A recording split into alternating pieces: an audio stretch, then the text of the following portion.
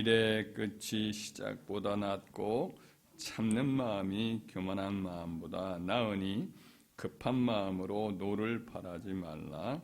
노는 우매한 자들의 품에 머무름이니라. 옛날이 오늘보다 나은 것이 어찌미냐 하지 말라.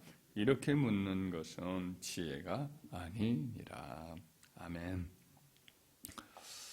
오늘 전도서를 이렇게 살펴보게 되는데, 전도서의 저자는 누가 썼다 이렇게 이제 밝히고 있지는 않아요. 그런데 이 전도서의 저자에 관해서 1장 1절에 보면 이게 이제 예루살렘의 왕입니다. 다윗의 아들입니다.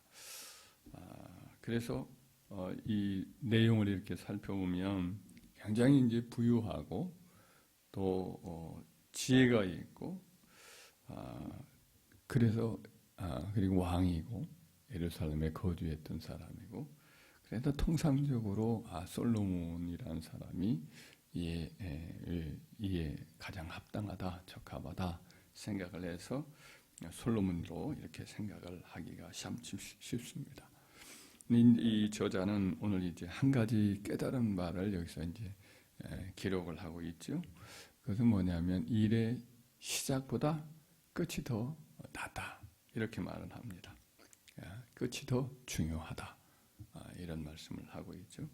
서양 속담에 이 셰익스피어의 시곡의 제목이 끝이 좋으면 다 좋다 이런 말도 격언처럼 하지요. 과정이 굉장히 때로는 아주 어려운 일도 겪곤 하지만 결말이 좋으면 그 모든 과거의 어려움들도 다 좋게 이렇게 해석이 되어지고 또 간증이 되고 추억이 되고 또 감사의 조건이 된다 이렇게 생각을 할 수가 있는 거죠. 하지만 사람들 우리 인생사를 살면서 대부분 어때요? 시작이 더 신경이 많이 쓰이죠. 시작할 때는 아주 정성스럽고 에너지를 쏟아서 아주 화려하고 그렇게 시작을 하지만 도중에 이제 흐지부지하지요. 그리고 끝에는 이제 용두삼위격으로 아주 그냥 초라하게 이렇게 끝나곤 하는 겁니다. 지혜자는 그렇지 않고 더 중요한 게 끝이 더 중요하다. 시작보다 중요한 게 끝이다. 그래서 급한 마음도 먹지 말아라. 역시 모든 일들이 중요한 것일수록 이게 바로 결론이 나는 것이 거의 없어요. 그리고 항상 중간에도 어려운 일들을 겪기 마련이란 말이에요. 정성을 많이 쏟아야 된단 말이죠. 교만한 사람은 그렇게 그 과정에 겪는 어려움들을 참지 못하고 급하게 이제 결과를 얻으려고 하고, 그리고 이제 화가 많고 실망이 매우 크단 말이죠. 그리고 과거에 이룬 어떤 성공, 그리고 과거에 이뤘던 어떤 실패, 이런 것만 이제 돌아보게 되고, 그런 사람은 계속 현재를 말하자면 허비하고 미래를 허술히 여기고 그렇게 이제 어리석음을 범하면서 세월을 낭비하는 그런 사람이 되고 만다라고 오늘 본문의 말씀에서는 이렇게 가르치고 있습니다. 우리는 과거만 바라보지 말고 또 현재 속에 최선을 다하면서 내일은 오늘보다 더 낫고 또 의미 있고 소중하리라 이렇게 믿고 소망 중에 즐거워하며 환난 중에 참으며 기도에 힘쓰며, 이게 이제 로마서 12장 11절 말씀인데 11장 12절 말씀인데 아주 중요한 말씀이죠. 모든 일들이 다 좋게만 이루어지지 않습니다. 그러나 항상 소망을 가지고 즐거워하고 또 현재는 사실은 어려움이 있습니다만은 고난 중에 잘 인내하면서, 그러나 그것들이 내 힘으로는 다 못하니까 기도에 하여튼 힘을 쓰면 기도를 계속하며라고 번역가 있는데, 기도를 계속한다는 말은 사실은 그냥 아무런 저항이 없는 편안 가운데 기도하는 게 아니라 끝없이 기도를 주저앉히게 만드는 여러 가지 어려움들이 있는데 이것과 맞서 싸우면서 기도로 전진해 난다는 뜻이거든요. 이 사도 바울이 그런 삶을 살았고 이것이 신자가 살아야 할 삶의 방식이기도 한 거죠.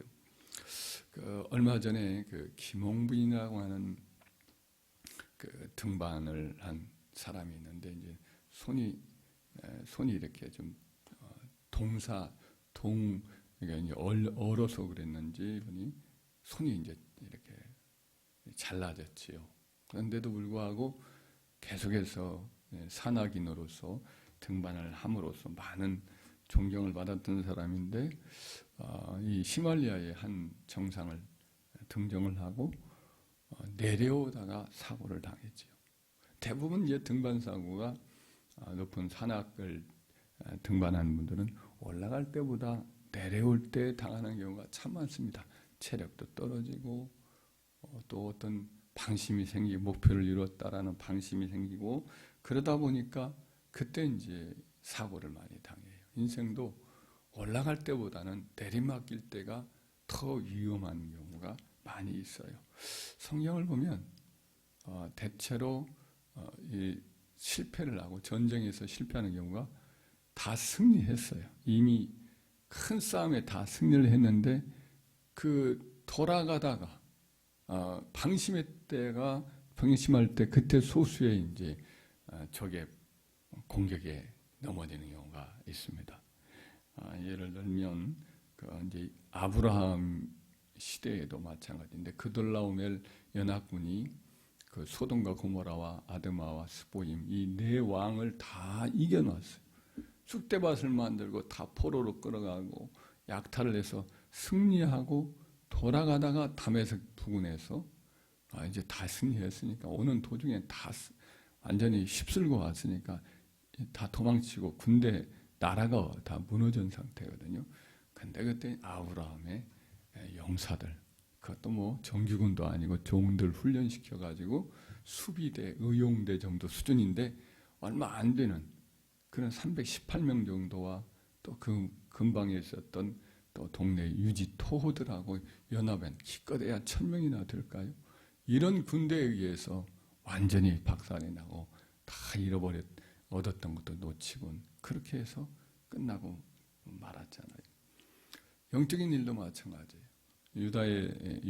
베델과 단에 우상 숭배를 한다고 세워놓은 이 여로보암 왕 때에 남쪽에 있었던 유다 왕국의 한 젊은 선지자에게 하나님이 명령을 하죠. 너는 베델에 가서 그 베델의 단이 무너질 것을 이렇게 선포를 하고 장차 그 근방에 해골로 그 위에 이렇게 더럽히고 또 베델의 그 우상 숭배자들 제사장들을 거기에서 산채로 재산을 제단에 놓고 불태워 죽일 일이 생길 것이다. 이렇게 예언을 하라고 보냅니다. 그 일을 다 성공적으로 마쳤어요.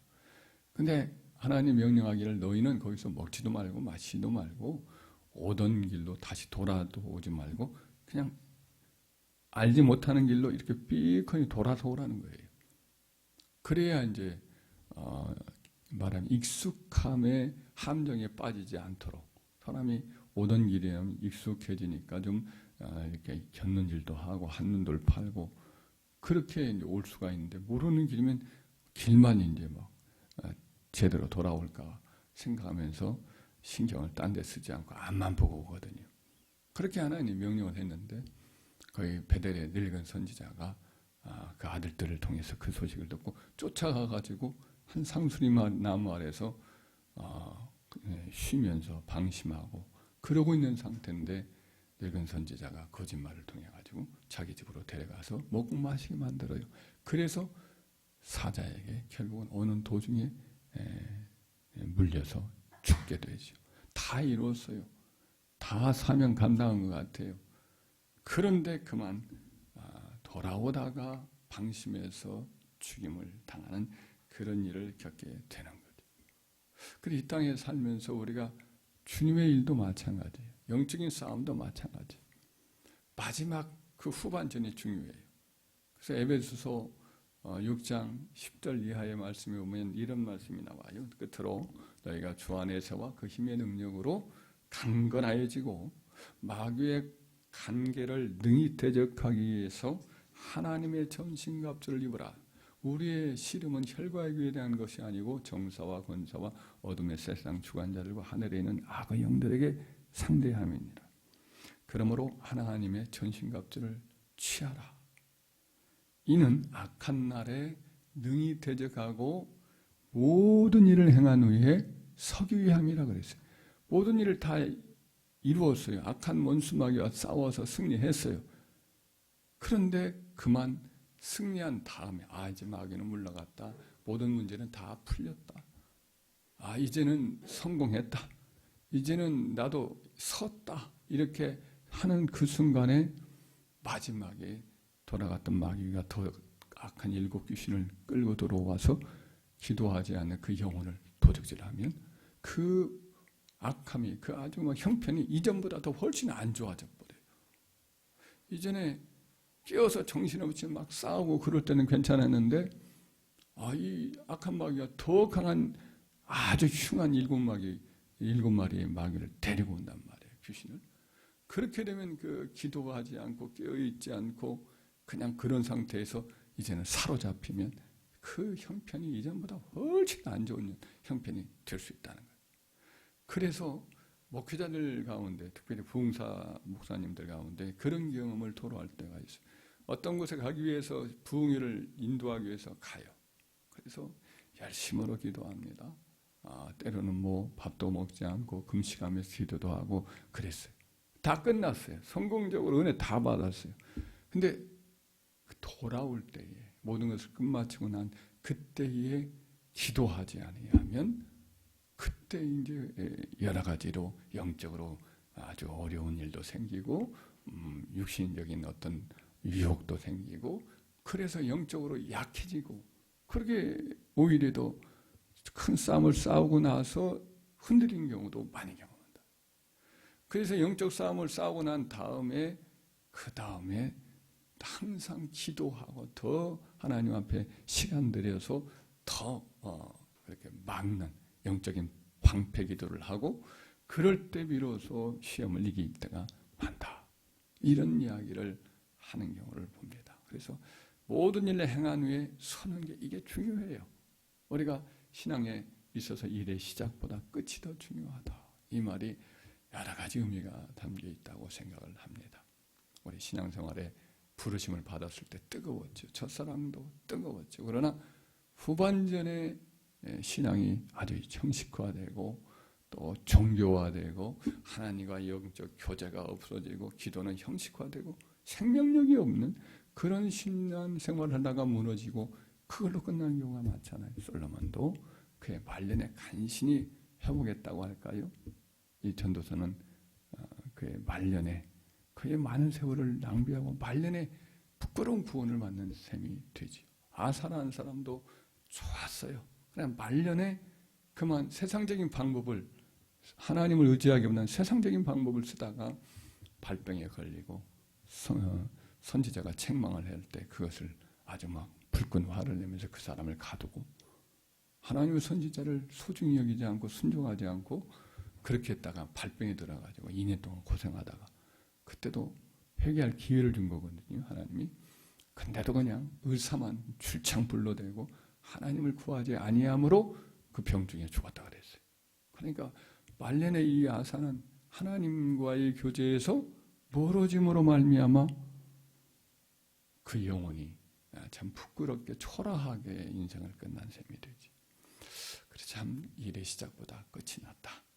급한 마음보다는 잘 참고 인내하는 마음이 더 낫다.